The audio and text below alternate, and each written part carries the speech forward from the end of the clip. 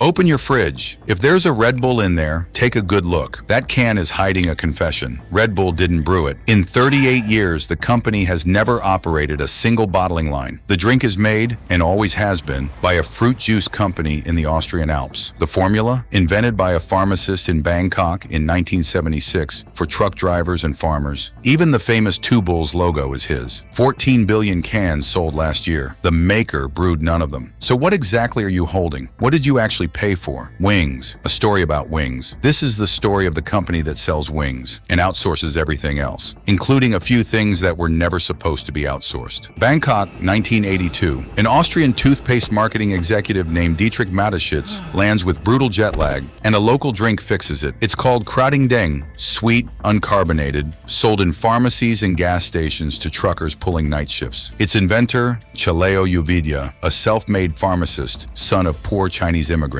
Mateschitz makes the call of his life. 1984. The deal, according to the company's own founding legend, $500,000 each. And look closely at how the shares are cut. 49% for Chaleo, 49% for Mateschitz, and 2% for Chaleo's son. Do the math. Thailand keeps 51. The most Austrian brand on earth will be majority owned in Bangkok forever. 1987. The drink is carbonated, diluted for European palates, and launched with the single smartest pricing decision in beverage history. Make it the most expensive soft drink in the store. Twice the price of Coca-Cola for a can nobody asked for. The price wasn't a cost. The price was the message. This is not soda. This is fuel. And the launch budget for advertising? Almost nothing, on purpose. Instead of TV spots, Red Bull hired students as brand ambassadors, threw parties, handed out free cans at exam halls and DJ booths, and, the industry story goes, seated nightclubs with empty cans on the tables, so the room would believe everyone was already drinking it. Manufactured ubiquity, decades before anyone said influencer. Then Europe handed them the best campaign of all. France banned the drink and kept it banned for over a decade, until 2008. Nothing sells a potion like a government saying no. Students smuggled cans back from Austria. The mystique wrote itself. Today, 13.97 billion cans a year, 178 countries, 12.2 billion euros of revenue. And the strangest thing about that empire is the line missing from it, the factories. Pit stop, 10 seconds. This channel dismantles one money machine per week. Subscribing is free, and it works even without wings. Back to the story. First thing everyone gets wrong. Calling Red Bull a drinks company. Count what they actually run. 2 of the 10 Formula One teams, not sponsored, owned, plus their own engine factory.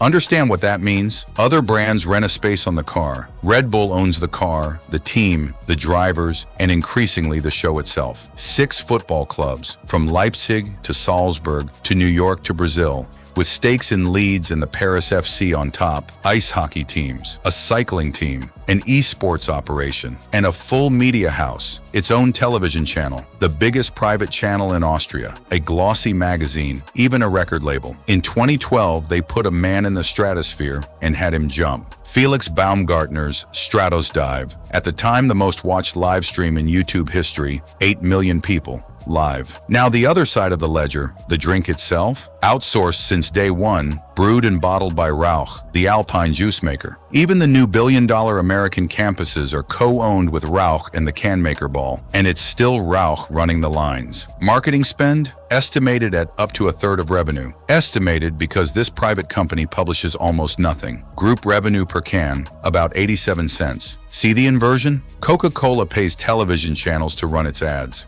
Red Bull is the television channel, and the programming is so good you pay to watch it, 87 cents at a time. The content is the product. The can is the ticket. Second mistake, harmless. Wrong. And this ledger has names. But first, let's clear the fake scandals, because Red Bull collects legends like flies. The Taurin from Bullpart story? Myth. It's synthetic. Always has been. The 2009 cocaine in Red Bull? Panic? A real episode, honestly told. Microscopic, harmless traces from decocainized coca leaf. First found in Red Bull Cola in Germany, then in several varieties tested in Hong Kong and Taiwan. Cans were pulled from shelves in 6 German states. No lasting ban anywhere. The scandal fizzled. Those are the fake ones, now the real ones. 2014, Red Bull pays $13 million to settle a U.S. class action over Gives You Wings. Refunds for anyone who bought a can. The company denied any wrongdoing. It settled to avoid the cost of trial. That's the record.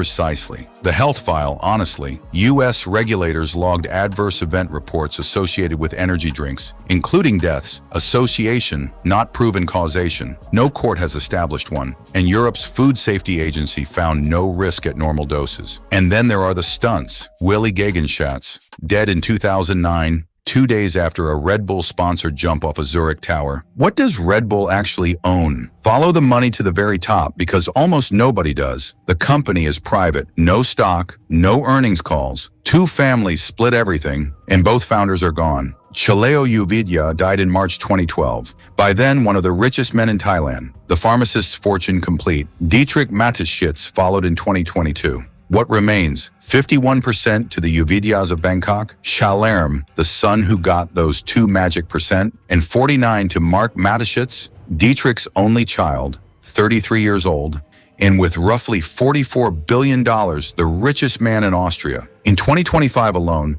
the 2 families reportedly shared a dividend of about $1.7 billion. Now draw the machine like you're 5. You buy the can, 87 cents of group revenue. The margin, enormous, on sugar water, funds the content, an F1 podium, a cliff dive in Acapulco, a man falling from space. The content builds the myth, and the myth is what makes the next can worth double the price of a Coke. Round and round. A perpetual motion machine made of belief, where the only physical object, the can, is made by someone else. It even shapes what you watch when you think you're not watching ads. The football clubs are content. The TV channel is content. The record label is content. An empire whose entire output is the feeling of intensity. Bottled, carbonated, and taxed at the fridge door. 1 machine, 2 families, 0 transparency. And in Bangkok, one of those families has a story the myth machine never ever films. First, the empire's newer fronts. Briefly, Brussels. In November 2025, the European Commission opened a formal antitrust investigation. Red Bull is suspected of paying retailers to keep larger rival cans off the shelf.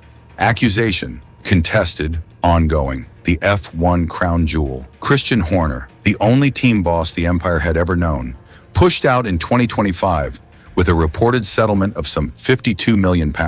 Now the story that matters. September 3rd, 2012. Dawn, Bangkok. A gray Ferrari drags the body of Police Sergeant Wishian Clanprusser down Sukhumvit Road. Behind the wheel, investigators say, Voryuth, boss, Uvidya, heir of the family that owns 51% of Red Bull. What follows is 14 years of a masterclass in impunity. Hearings postponed 8 times. In 2017, he flies out of Thailand on a private jet and simply never comes back. He is photographed abroad, including, with no apparent irony, in Formula One paddocks. 2020, prosecutors quietly drop every charge, and when it leaks, Thailand erupts. The charges come back with an arrest warrant. April 2025, 2 former prosecutors are sentenced to prison for helping bury the case. And here's the date hanging over all of it, 2027. That's when the last remaining charge, reckless driving causing death, expires under Thai law.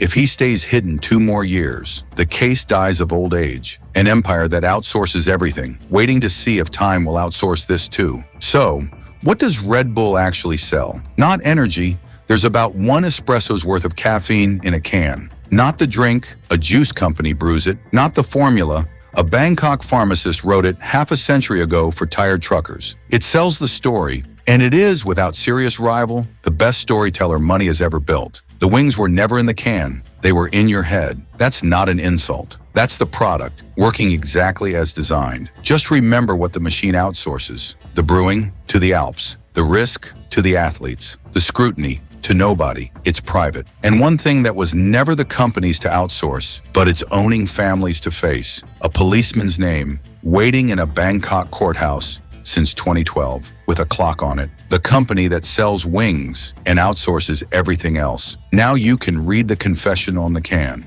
Your turn in the comments. What's the most you've ever paid for a story? Count the cans. Be honest.